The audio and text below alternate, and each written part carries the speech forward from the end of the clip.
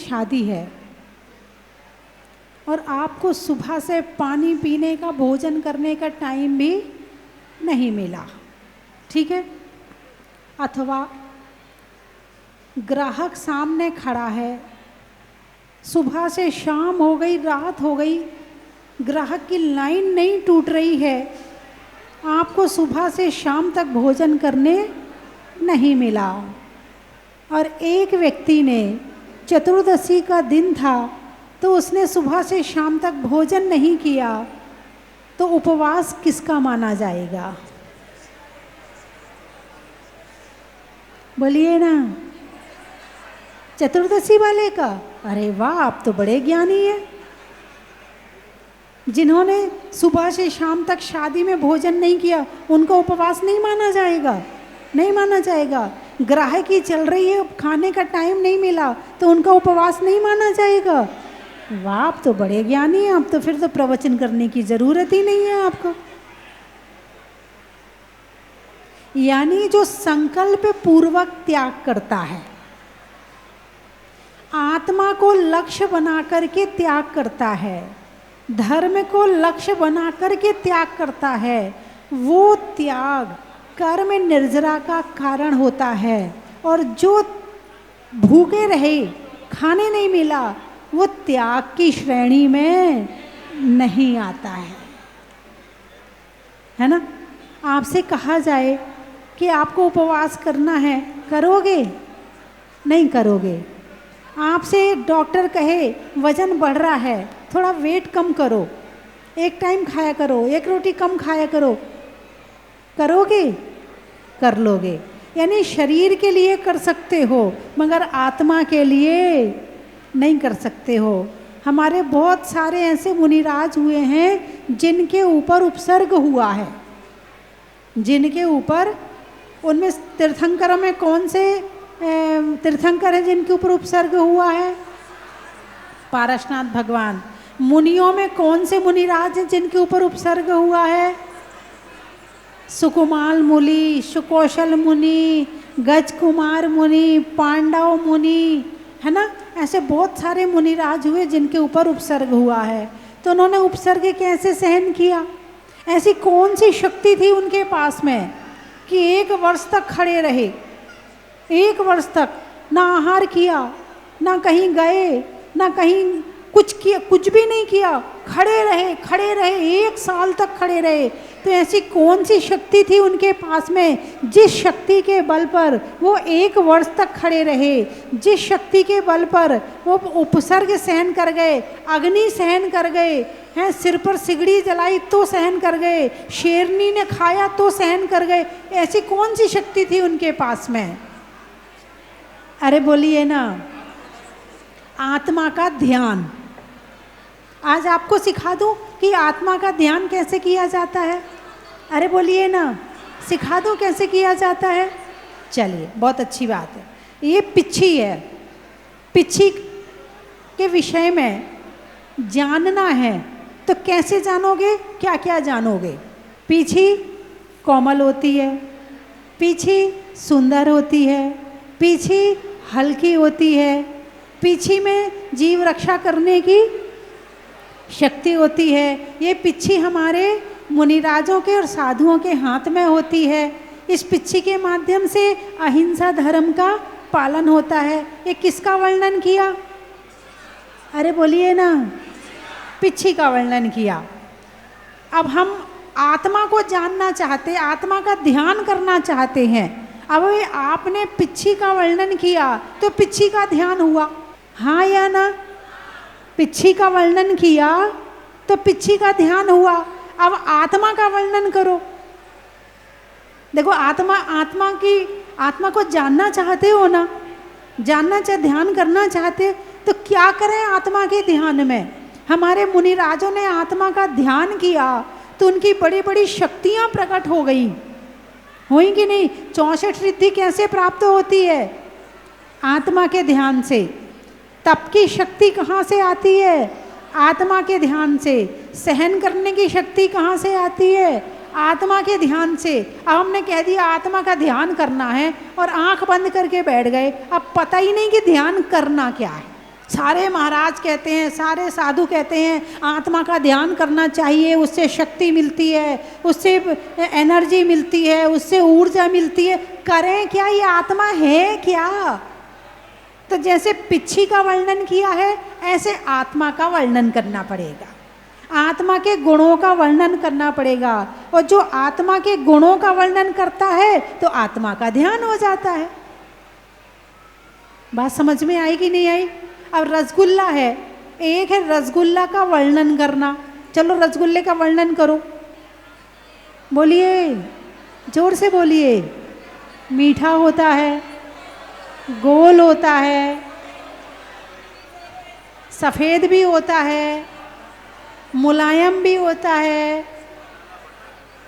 हैं? यदि उस रसगुल्ले को हाथ में लगाओ स्वाद आएगा? नहीं आएगा। आँख में लगाओ स्वाद आएगा? नहीं। कान में लगाओ नहीं आएगा, नाक में लगाओ नहीं आएगा, तो कहाँ से स्वाद आएगा? अभी जो वर्णन आपने किया है वो हाथ का वर्णन किया है और आँख का वर्णन किया है ना? आँख से देखा है तो काला होता है, सफ़ेद होता है। खुशबू से जाना है तो उसकी खुशबू बहुत अच्छी होती है ना? हाथ से छुआ है तो मुलायम होता है। अभी आपने किसका वर्णन किया? आँख का, नाक का, हाथ का, इसका वर्णन किया है। कान का वर्णन नहीं कर सकते क्योंकि रसगुल्ले में आवाज़ नहीं आती है। वो ये नहीं कहता लो मुझे खा लो मैं बहुत अच्छा हूँ, है ना? तो कहाँ से अब आया जिह्वा का वर्णन? किसका वर्णन? अब जिह्वा में रसगुल्ला कैसा होता है? तो मीठा होता है। कैसा होता है? मीठा होता है। अब आपको आत्मा को जानना है। किसको जानना है? आत्मा को जानना है। तो कैसे जानोगे? आत्मा के गुणों से आत्मा को जानेंगे। किसी भी वस्तु को जानने के लिए उसके गुणों के द्वारा ही जान सकते हैं। तो आत्मा कैसी होती है? दर्शनमयी होती है, ज्ञानमयी होती है, सुखमयी होती है, शक्तिमयी होती है। कितनी? 4 बातें हो गई।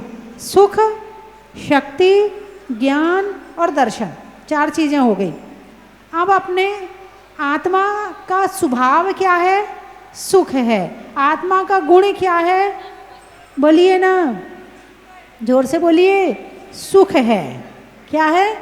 तो आप सारे संसार में जितने जीव हैं वो क्या चाहते हैं? चींटी क्या चाहती है? मच्छर क्या चाहता है? पेड़ क्या चाहते हैं? बंदर क्या चाहता है? तुम क्या चाहते हो? देवता क्या चाहते हैं? नारकी क्या चाहते हैं? सब सुख चाहते हैं, दुख नहीं चाहते। क्यों? क्योंकि दुख हमारा स्वभाव नहीं है, सुख मेरी आत्मा का स्वभाव है, गुण है। अब बात यहीं से शुरू हो गई। बात समझ में आई कि नहीं आई? अब आपने रसगुल्ला खाया तो आपको सुख मिला कि नहीं मिला? मिला। अच्छा, आपने मोबाइल देखा, सुख मिला कि नहीं मिला? सीरियल देखा, सुख मिला कि नहीं मिला? आपने नए कपड़े पहने, चलो रसगुल्ला खाया तो जीभ को स्वाद मिला, डियो लगाया तो नाक को मिला, मोबाइल देखा तो आँख को मिला, संगीत सुना तो कान को मिला। ये कपड़े पहनने का सुख किसको मिला? शरीर को। अभी आप जब भगवान का अभिषेक देख रहे थे तो आपको कपड़ों का स्वाद आ रहा था क्या? नहीं आ रहा था। तो सुख कहाँ मिला फिर आपको? अच्छा, जहाजपुर में आके सुख मिला कि नहीं मिला? क्या बात है, क्या बात है, क्या बात है। ये आपकी तालियां बता रही हैं कि कितना सुख मिला है आपको, हैं? हाँ, कई लोग आके कह रहे, बोले बहुत सारे क्षेत्रों के दर्शन किए, लेकिन जो आनंद की अनुभूति और जो सुख की अनुभूति यहाँ आकर के उस शांति यहाँ मिली है वो सबसे ज़्यादा है। ये आपने अपनी तालियों से भी बता दिया और जयकारा लगा के भी बता दिया कि सबसे ज़्यादा सुख और शांति यहाँ मिली है। अब यहाँ सुख और शांति मिली है। अब आप बताओ कि सुख और शांति नाक को मिली कि कान को मिली कि आँख को मिली कि शरीर को मिली कि आत्मा को मिली? किसको मिली है? आत्मा को मिली है। आपको प्रवचन आप सुन रहे हैं, तो प्रवचन सुनने में आपको कान को सुख मिल रहा है, नाक को मिल रहा, आँख को मिल रहा, जिह्वा को मिल रहा, किसको मिल रहा है? आत्मा को मिल रहा है। इसमें आप रसगुल्ला नहीं खा रहे, इसमें आप डीओ नहीं लगा रहे, इसमें आप फिल्मी संगीत नहीं सुन रहे, इसमें आप सीरियल नहीं दिख रहे, फिर भी आपको सुख मिल रहा है। तो इसका नाम है बिना इंद्रियों के सुख मिलना ज्ञान से। किससे सुख, किससे मिल रहा है आपको? ज्ञान से। हालांकि जब रसगुल्ला खाते हो तो स्वाद ज्ञान के माध्यम से ही आता है। रसगुल्ला जानता है कि तुम जानते हो, तुम जानते हो ये रसगुल्ला है, वो तुम्हें जानता है क्या? नहीं जानता है। स्वाद कौन ले रहा? तुम्हें तो रसगुल्ले का स्वाद आया, रसगुल्ले को स्वाद आया क्या? अच्छा, जो जिस चम्मच में रसगुल्ला रखा होता है उस चम्मच को स्वाद आता है क्या? अच्छा, जिस कढ़ाई में वो रसगुल्ले चाशनी में रखे होते हैं उस कढ़ाई को स्वाद आता है क्या? किसको स्वाद आता है? आत्मा को आता है। किसको आता है? आत्मा। किससे जाना? रसगुल्ला मीठा है, किससे जाना? ज्ञान से। रसगुल्ला काला या सफ़ेद है, किससे जाना? ज्ञान से। रसगुल्ला में खुशबू है, किससे जाना है? और रसगुल्ले में आपको किसी ने प्रेम से रसगुल्ला खिलाया तो कान का सुख भी मिला, क्योंकि प्रेम से खिलाया। भाई साहब लीजिए ना, एक और लीजिए ना, बहुत बढ़िया बना, मैंने बनाया, लीजिए ना। तो किसको सुख मिला? कान को सुख मिला। लेकिन ये सारी चीज़ें एक जगह गई हैं। नाक की चीज़, कान की चीज़, आँख की चीज़, जिह्वा की चीज़, शरीर की चीज़ एक जगह गई है। कहाँ गई है? आत्मा में। कहाँ गई है? आत्मा में। और आत्मा का गुण है ज्ञान और सुख। ज्ञान, दर्शन, सुख, शक्ति। यदि आपके अंदर, आप बीमार हैं, आपको शुगर है, रसगुल्ला खाओगे? नहीं खाओगे। तो खाने के लिए क्या चाहिए? शक्ति। क्या चाहिए? शक्ति।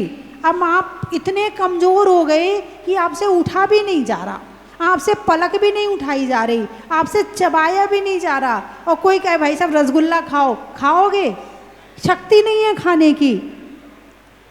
तो ज्ञान, दर्शन, सुख और शक्ति, ये चार प्रमुख गुण हैं आत्मा के। वैसे अनंत गुण हैं आत्मा में, लेकिन ये चार गुण आत्मा के प्रमुख गुण हैं, जिनके माध्यम से हम इस संसार में भटक भी सकते हैं और जिनके माध्यम से हम इस संसार से निकल भी सकते हैं।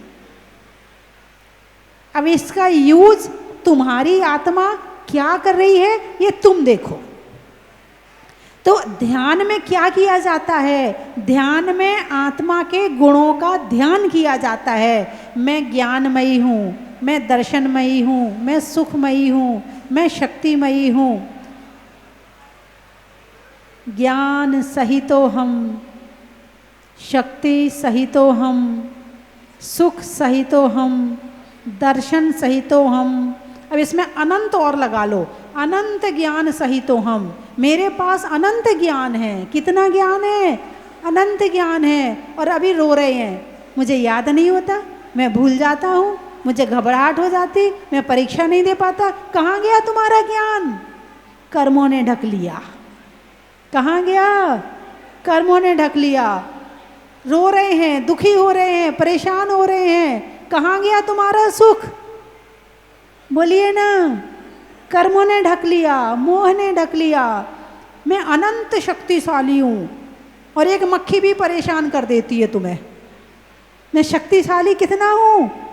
अनंत शक्तिशाली। और एक मक्खी 4 बार मुंह पे बैठ जाए तो तुम परेशान हो जाते हो। एक मच्छर काट ले तो तुम परेशान होते हो। कहाँ गया तुम्हारा सुख? बोलिए। कर्मों ने ढक लिया। तुम अनंत दर्शन कर सकते हो, फिर भी चश्मा लगा लगा के देखना पड़ रहा है। कहाँ गया तुम्हारा दर्शन? कर्मों ने ढक लिया। अब ये कर्मों ने ढक लिया है, तो अब ध्यान में बैठो, फिर अपने कर्मों को भगाने की योजना बनाओ। इन कर्मों को कैसे भगाऊं? मैं अनंत शक्तिशाली हूँ, मैं अनंत ज्ञानी हूँ, मैं भगवान हूँ। मैं कौन हूँ? बोलिए ना। मैं भगवान हूँ। मैं भगवान बन सकता हूँ, लेकिन क्यों नहीं बना? क्योंकि मेरी आत्मा को कर्मों ने ढक लिया है।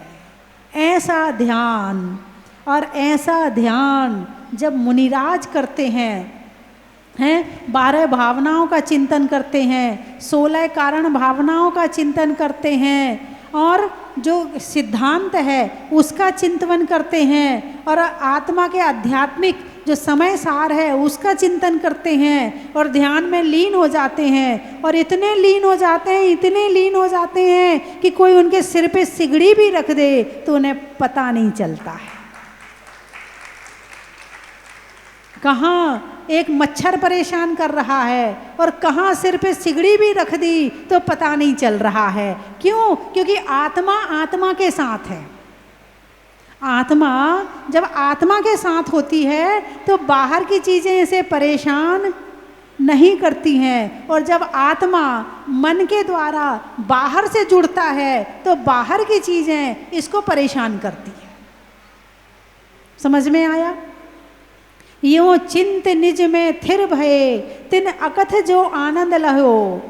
क्या मिला ध्यान में? आनंद मिला। कितना मिला? सो इंद्र नाग नरेंद्र वा अहमिंद्र को नाही कहियो। इंद्र, स्वधर्म इंद्र है ना, स्वर्ग के जितने इंद्र हैं 100 इंद्र इकट्ठे कर लो।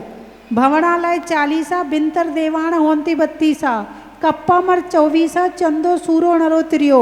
भवन वासियों के 40, भवनालय 40, विंतर देवाण होंती 32, व्यंतरों के 32, कप्पामर 24, कल्पवासियों के 24, चंदो यानी चंद्रमा, सूरो यानी सूर्य, नरो यानी चक्रवर्ती, और त्रियो यानी शेर। ऐसे 100 इंद्र होते हैं। इन 100 इंद्रों को जितना सुख नहीं है उससे ज़्यादा सुख उन्हें ध्यान में मिलता है। किस में मिलता है? जितनी भटकती आत्मा है ना, ये सबसे ज़्यादा दुखी है, सबसे ज़्यादा दुखी है, और जितने स्थिर ध्यान में हैं वो सबसे ज़्यादा सुखी है। यदि सुख और दुख की परिभाषा पूछो तो यही है कि भटकती आत्मा दुखी और स्थिर आत्मा सुखी। ये परिभाषा है सुख और दुख की। अब तुम कहाँ भटक रहे हो वो बात अलग है। तुम्हारा मन यहाँ बैठे हो और भटक रहे हो घर में, पता नहीं उसने ऐसा किया होगा कि नहीं किया होगा, पता नहीं उसने ये दिया होगा कि नहीं दिया होगा, पता नहीं उसने ढंग से दुकान चलाई होगी कि नहीं चलाई, बट अभी भी यहाँ आके भी भटक रहे हो। तो यूं चिंत निज में थिर भये, तिन अकथ जो आनंद लयो। सो इंद्र, नाग यानी धर्मेंद्र, नरेंद्र यानी चक्रवर्ती, अहमिंद्र यानी सर्वार्थ सिद्धि के देवता, इन पूरे संसार का सुख एक तराजू में रखा जाए और ध्यान का और सिद्ध भगवान का सुख एक तराजू में, एक सिद्ध भगवान का एक तराजू में रखा जाए, तो ये जो पूरे संसार के जीव हैं इनको जितना सुख मिल रहा है इकट्ठा कर लो उनको, तो भी संसार का सुख कम पड़ेगा और सिद्ध भगवान का सुख ज़्यादा पड़ेगा। जैन धर्म आत्मा की जितनी गहराई में ले जाता है, दुनिया में आपको इतनी गहराई कहीं नहीं मिलेगी। दुनिया में कहीं चले जाना, जितनी व्याख्या आत्मा की, जीव और पुद्गल की जैन शास्त्रों में की गई है, आपको दुनिया में कहीं नहीं मिलेगी। सब जगह एक एक ग्रंथ है, एक एक ग्रंथ। ईसाइयों का क्या है? बाइबिल है ना। और पंजाबियों का क्या है? गुरु ग्रंथ साहिब है ना, एक ग्रंथ है उनका। और हिंदुओं में कई ग्रंथ हैं, लेकिन प्रमुख ग्रंथ उनकी गीता है।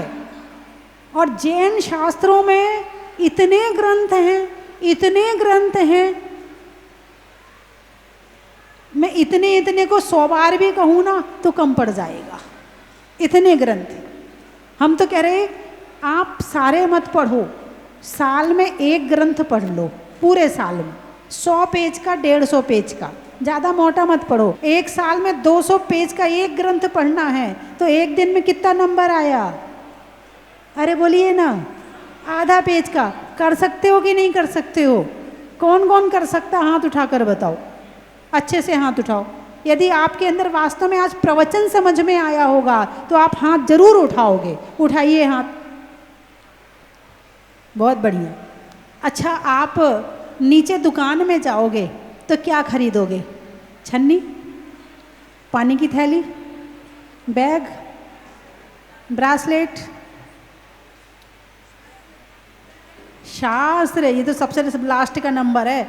मैं जहाँ रहती हूँ वहाँ मैंने कमरे के सामने एक टेबल लगवाई है, जहाँ दरवाज़ा है वहाँ एक टेबल लगवाई है, और उस टेबल पर कुछ बच्चों के हिसाब की किताबें, क्रोध वाली किताब, और कुछ इस तरह की अच्छी अच्छी किताबें, पाठ की किताब, और उसमें जो नए नए पाठ हैं उसकी किताब, आचार्यों की प्रवृत्ति है, नानी की कहानी, सारी किताबें मैंने लगवा रखी। 2 महीने हो गए लगाए, किताबें ख़त्म नहीं हुई। और उसकी जगह मैंने सोने के हार रखे होते अथवा वहाँ पे मोबाइल रखे होते तो शायद एक टाइम में ख़त्म हो जाता, एक ही व्यक्ति भर के ले जाता।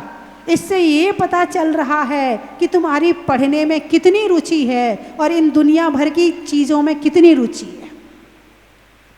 तुम तो एक पूरा बाजार बन गए हो, बाजार।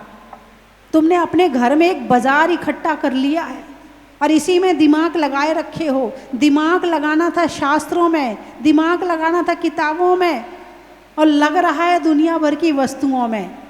किताब से जो मिलेगा वो वस्तुओं से मिलने वाला नहीं है, शास्त्रों से जो मिलेगा वो तुम कितने नए कपड़े पहन लेना, इससे मिलने वाला नहीं है ना। कुछ लोग जाते हैं, कई बार तो पहले मैं किताबें फटाफट सबको बांटती थी, फिर 2-4 बार माता जी घर में बहुत पड़ी हैं, बहुत पड़ी हैं किताबें, कोई नहीं पढ़ता है, रहने दो, नहीं चाहिए। और इसकी जगह इन्हें अभी कुछ और मिल रहा हो तो मेरा भी दे दो, मेरी बिटिया का भी दे दो, मेरी बहू का भी दे दो, और मेरे पिताजी का भी दे दो, मेरे दादाजी का भी दे दो, पूरे परिवार का मांग मांग के ले लेंगी। और किताब के लिए क्या, ये बता रहा है कि तुम्हारी रुचि छोटी मोटी चीज़ों में है। जैसे छोटा बच्चा होता है ना, छोटा बच्चा है ना, छोटे बच्चे को क्या पसंद है? एक उसको कोई चाबी का गुच्छा ही दे दो, खुश, बस चाबी में खुश हो गया। तुम एक कड़ा उतार के दे दो, वो उसमें ही खुश हो गया, है ना। एक गुड्डा गुड़िया दे दो, बस उसमें ही खुश हो गया। ऐसे ही तुम हो, चाबी मिल गई, खुश, मैं मालकिन हूँ।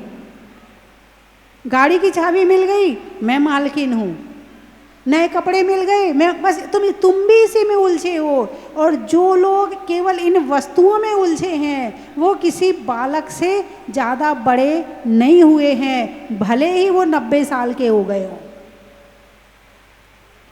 3 तरह के वृद्ध होते हैं, एक उम्र वृद्ध, एक ज्ञान वृद्ध और एक अनुभव वृद्ध, है ना।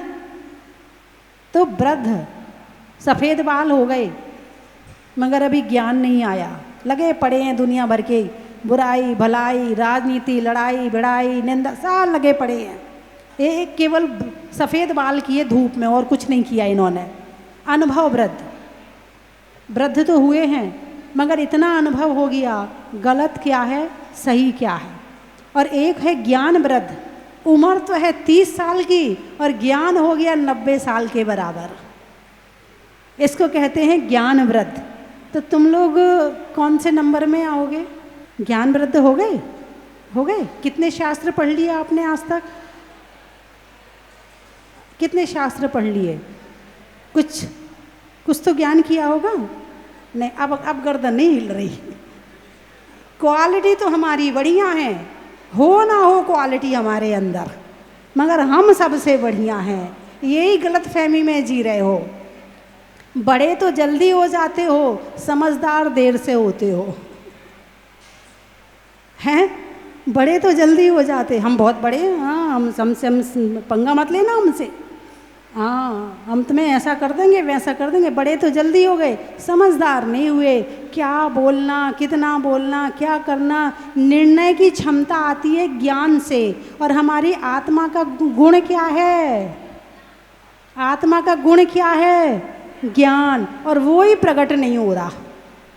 और वो प्रकट हो जाए तो ये वस्तुएं हैं ना, ये टुकड़े, कपड़े के टुकड़े, जो कपड़े पहने क्या है, कपड़े के टुकड़े ही तो हैं,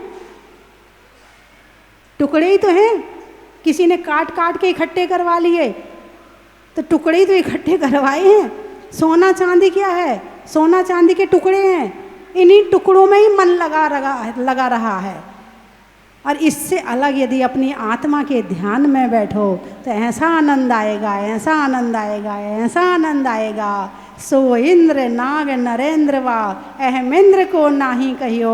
और ध्यान में कर्मों की निर्जरा होती है, पाप की निर्जरा होती है, सुख और शांति मिलती है, और वस्तुओं से मोह दूर होता है, भ्रम टूटता है। क्या टूटता है? भ्रम। भ्रम जानते किसे कहते? भ्रम। मेरा लगता है, मेरा है नहीं, यही वाला भ्रम टूट जाता है ना। तो चलिए, तो आज कुछ पता चला ध्यान में क्या करना है, हैं? और आपको यदि पता करना हो तो वैसे मैं रोज़ ही प्रवचन में बताती रहती हूँ। तो आप लोग वैसे कौन कौन है जिनने पहली बार प्रवचन सुने हैं? पहली बार सुने हैं? पहली बार सुने हैं? अच्छे से हाथ उठाइए। अच्छा, ज़्यादातर लोग सुनते हैं। चलिए, आप युवाओं ने कम सुन पाए हैं तो मोबाइल में आप लोग क्या करना है, मोबाइल में क्या सर्च करना है, यूट्यूब में स्वस्ति धाम जहाजपुर सर्च कर लो। अपने अपने मोबाइल निकाल के मोबाइल में सर्च कर लो, और रोज़ आ जाऊंगी मैं, आप कहीं रहो मैं आपको सुना दूंगी।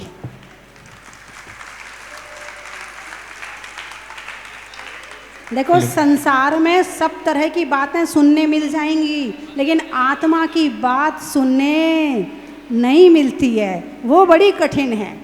और पहली बात सुनने मिल रही हो, दूसरी बात बोर ना हो रहे हो, नहीं तो बोर भी जल्दी हो जाते हैं। क्या आत्मा आत्मा लगा रखा है। लेकिन आज आपको ऐसा तो नहीं लगा कि माता जी ने आत्मा आत्मा लगा रखा है। तो आप लोग सर्च कर लीजिए, जिन जिन के पास मोबाइल है सब सर्च कर लें, चाहे रास्ते में सुन लेना, घर में सुन लेना, बाहर जाओ वहाँ सुन लेना, तो सब अपना सर्च कर लें। और मैं एक प्रवचन रोज़ सुन लेना। सुन सकते हो? कौन कौन सुन सकता है? हाथ उठाओ। एक प्रवचन रोज़ सुन लेना। अच्छे से हाथ उठाओ, मैं देख रही हूँ। देखो, कैमरा भी आपकी तरफ हो रहा है, बहुत बड़ी। कुछ लोग हाथ नहीं उठा रहे हैं। हाँ, टीवी में भी आती हूँ, हाँ हाँ, टीवी में भी आती हूँ, शाम को भी आती हूँ, सुबह भी आती हूँ, रात में भी आती हूँ। आप जब चाहो तब सुनो। किसको सुनना? आत्मा को। किसको सुनना है ना? एक को जान लिया तो सबको जान लिया, और एक को नहीं जाना तो किसी को नहीं जाना। ठीक है? चले, कहाँ कहाँ से आए आप लोग? पैसों में जमा का, रात्रि में समा का, और हमारी अपनी आत्मा का, अपनी अपनी नहीं तानने का, भगवान महावीर की मानने का, और अपनी आत्मा को जानने का बड़ा ही महत्व है। बीज में बोने का, कमरे में कोने का, और अपनी आत्मा को सुखी करने का बड़ा ही महत्व है। गाने में सुर का, नृत्य में नूपुर का, और आने वालों में जयपुर का बड़ा ही महत्व है। आम की बौर का, नेता में दौर का, आने वालों में इंदौर का बड़ा ही महत्व है। पानी गाँव, अच्छा, कौए के काँव काँव का, सुधरने में भाव का, और आने वालों में पानी गाँव का। मेरठ, वृक्षों में बट का, लुहार में खटखट का, और आने वालों में मेरठ का। तिरंचों में बिल्ली का, डंडा में गिल्ली का, आने वालों में दिल्ली का बड़ा ही महत्व है। गाने में सुर का, नृत्य में नूपुर का, आने वालों में डूंगरपुर का बड़ा ही महत्व है। खाते गाँव, होने में अच्छे स्वभाव का, मनुष्यों के प्रभाव का, और आने वालों में खाते गाँव का। वृक्षों में बड़ का, बड़ की जड़ का, आने वालों में अलीगढ़ का बड़ा ही महत्व है। पिड़ावा, मिठाइयों में मावा का, शादी के सावा का, और आने वालों में पिड़ावा का बड़ा ही महत्व है। जीवन में जरा का, सतियों में अनंग सरा का, और महिला मंडल के आने में आगरा का, शुभ कामना परिवार के आने में आगरा का। बच्चों में बाय बाय का, व्यापारी में आय का और आने वालों में अमीनगर सराय का, बड़ा ही महत्व है। खेत में खाद का, भोजन में सलाद का और आने वालों में औरंगाबाद का, बड़ा ही महत्व है। जंगल में शेर का, फलों में बेर का और आने वालों में बाकानेर और अजमेर का, बड़ा ही महत्व है। प्रभु की मूरत का, मनुष्यों की जरूरत का और आने वालों में सूरत का, बड़ा ही महत्व है। पान में चूना का, गाड़ियों में लूना का और आने वालों में पूना का, बड़ा ही महत्व है। पानी में मगर का, बातों में अगर मगर का और आने वालों में बलवीर नगर का, बड़ा ही महत्व है। त्रियंचों में बिल्ली का, डंडा में गिल्ली का और 2 बसों के आने में दिल्ली का, बड़ा ही महत्व है। दर्द में आह का, मिलने में सच्ची राह का और आने वालों में बड़वाह का, बड़ा ही महत्व है। मऊ, त्रियंचों में काऊ का, बाल कटाने में नाऊ का और आने वालों में मऊ का, नहीं होने में विवाद का, देने में दांत का और आने वालों में गाजियाबाद का, नत्य में नूपुर का, आने वालों में कुंडलपुर का, शैली में नागर का, पानी में गागर का, आने वालों में सागर का। बड़ा ही महत्व। अच्छा, भोजन में बरी का, बैठने में दरी का और आने वालों में नहरी का, बड़ा ही महत्व है। आष्टा, फूल में कांटा का, रसोई में आटा का और आने वालों में आष्टा का, बड़ा ही महत्व है। मकान की छत का, लिखने में खत का और आने वालों में रोहतक का, बड़ा ही महत्व है। नावा, मिठाइयों में मावा का, नहीं करने में दावा का और आने वालों में इटावा नावा का, सीकर, नहीं करने में फिकर का, बातों के में जिक्र का और आने वालों में सीकर का, बड़ा ही महत्व है। पशुओं में खुर का, गाने में सुर का, आने वालों में जबलपुर का, बड़ा ही महत्व पीने है। में पानी का, रिश्तों में नानी का और आने वालों में सिवनी का, बड़ा ही महत्व है। अच्छे काम में, शरीर में बल का, समय में पल का और आने वालों में पल बल का, बड़ा ही महत्व है। बीना, अनाज में चना का, पेड़ में तना का, आने वालों में बीना का, बड़ा ही महत्व है। छोड़ने में मोह का, वस्तुओं की टोह का, आने वालों में दमोह का, निम्बा हेड़ा, गर्मी में घड़ा का, भोजन में बड़ा का, आने वालों में निम्बा हेड़ा का, बड़ा ही महत्व है। पूछने में हाल का, होने में निहाल का, आने वालों में भोपाल का। बड़ा ही महत्व है। बोलिए 24 भगवान की जय।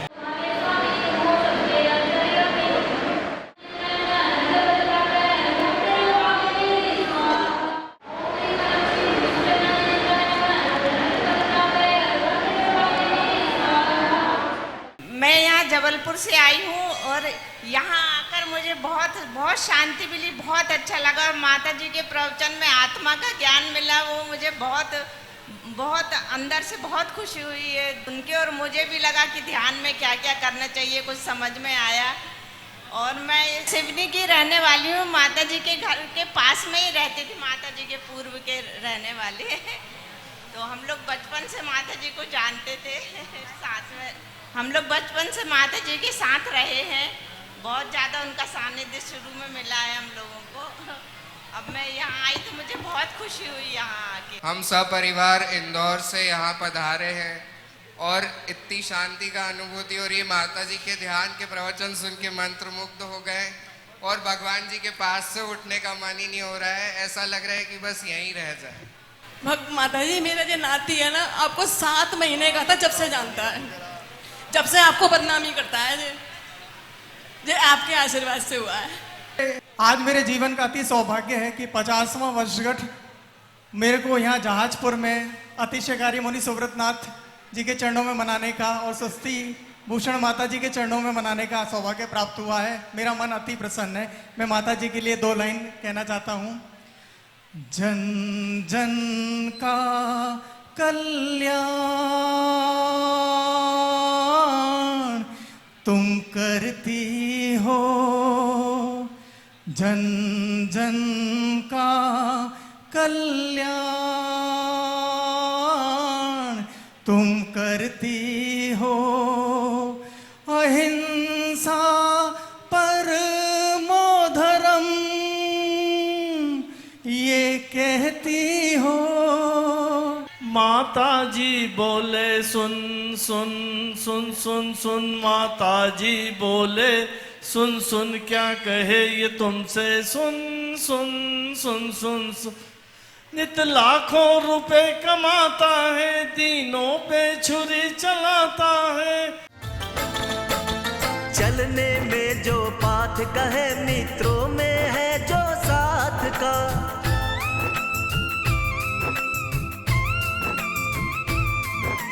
चलने में जो पाथ कहे, मित्रों में है जो साथ का।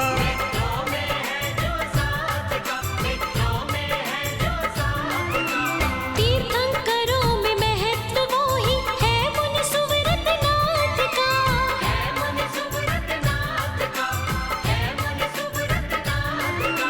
दिव्याध्यात्मिक शक्ति का हाँ केंद्र यही कहलाया है।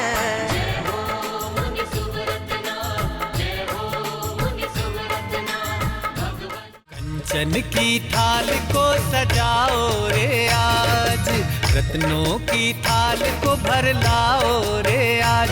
आओ आओ करे रे गुणगान आरती भगवन की। आओ आओ करे गुणगान आरती भगवन की। आओ आओ करे रे गुणगान आरती भगवन की।